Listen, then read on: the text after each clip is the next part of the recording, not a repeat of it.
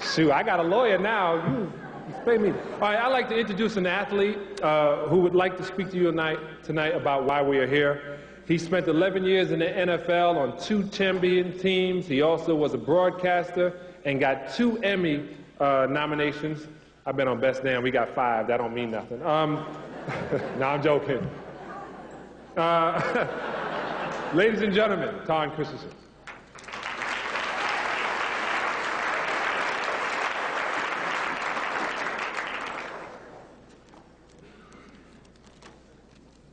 I have to say, before I begin the remarks that I've penned, I understand that LaDainian Tomlinson was too young to remember Jim Brown, but I was not.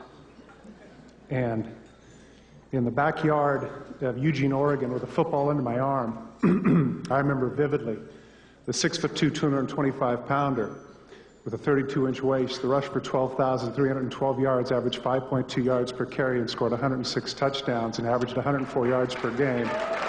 You meant a lot to me, and I want you to know that.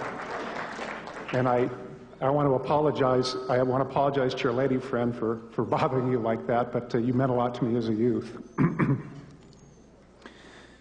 As John Kissick got up, I was one of the few, I was commenting to Jim Hill, I was one of the few handful that was here originally when this began. And I remember what a tremendous thrill it was to get an opportunity to rub shoulders with some of the athletes. Mr. Kissick pointed out that there weren't too many, but there were enough to thrill a hardcore sports fan like myself.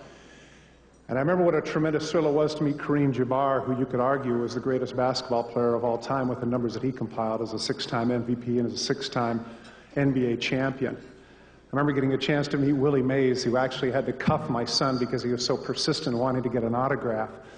But of course now the Say Hey Kid has the moniker of the greatest living baseball player, as well as possibly the greatest all-around baseball player of all time. In addition, I remember getting a chance, Jim Hill is not going to remember this, but he introduced me to Sugar Ray Robinson. And with all due respect to Messrs. De La Hoya, Mayweather, Leonard, and others, that was the greatest fighter pound for pound of all time. And I remember what a thrill it was. Yeah. I remember how annoyed he was when I berated him with stories about LaMotta or Pep or Basilio or many of the other great fighters that he had. And his wife had to keep patting me on the shoulder to slow down, to slow down.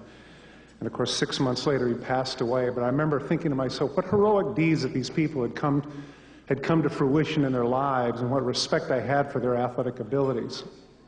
Well, this was some 20 years ago, and in November of that particular year, my vantage point changed considerably on what was heroic.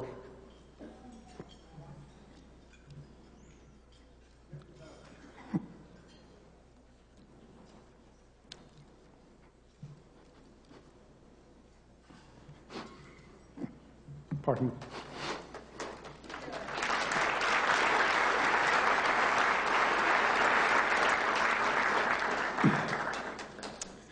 My youngest son, Taryn Joel Christensen, was born that particular year.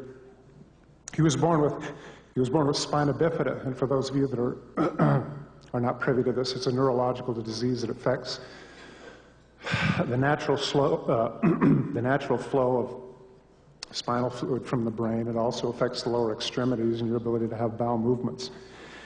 And in that period of time, in his 20 years of life, he has endured hundreds of hospital visits, thousands of hours of rehabilitation, and 25 major operations.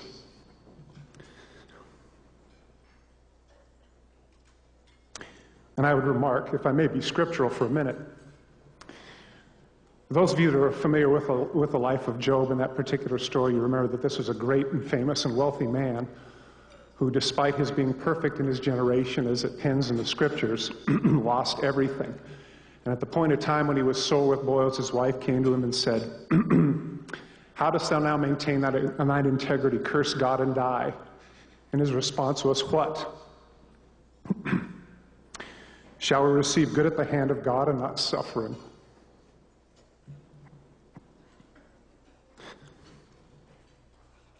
My son has endured an inordinate amount of suffering, and he personifies what the writer Thackeray pointed out when he said, "It is greater to endure than to dare." And if I can use the sports nomenclature this evening, the famous coach Vince Lombardi once said, It is not in never falling, but in rising again after you fall.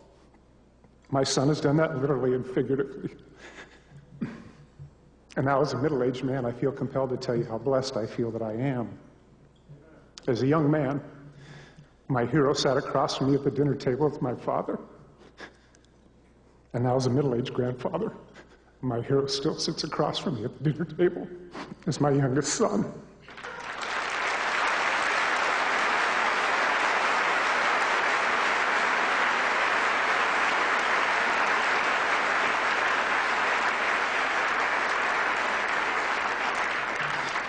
I would be remiss if I did not mention, however, a crucial unsung hero, and that is his mother.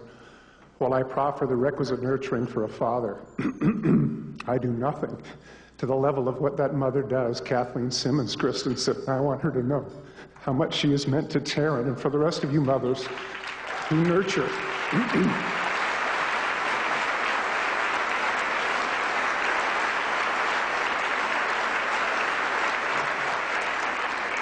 Woodrow Wilson once said, "No man has attained spiritual manhood until he has learned that it is finer to serve someone else than it is to serve him."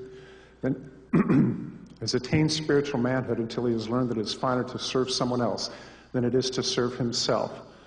My wife and so many other women like that do that in terms of being mothers of special children like Taryn. And so as the prophet said in the last chapter of Proverbs, in chapter 31, who can find a virtuous woman? Well, Taryn, that is your mother.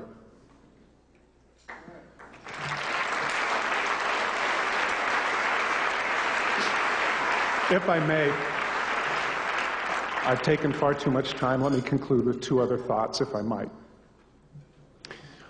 An old football coach had something lying on his desk once that I read, and it has stuck with me for many, many decades. It said, "Sometimes your best isn't good enough.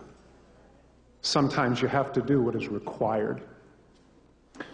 I wish to applaud Dr. Ramoyne and his associates, and many people are laboring to overcome the diseases that are rampant within our society. Nevertheless, they continue to do what is required for us to have healthy children, and I'm grateful for that. And the second thought includes all of us. In the little tiny book before Revelation in the New Testament, the book of Jude, in that one and only chapter in verse 22, it says, "And some having compassion, making a difference." It is incumbent upon us to make that difference, whether it be monetarily, with our attitudes, or with our time. Because not everyone can do everything, but everyone can do something. Thank you, and Godspeed.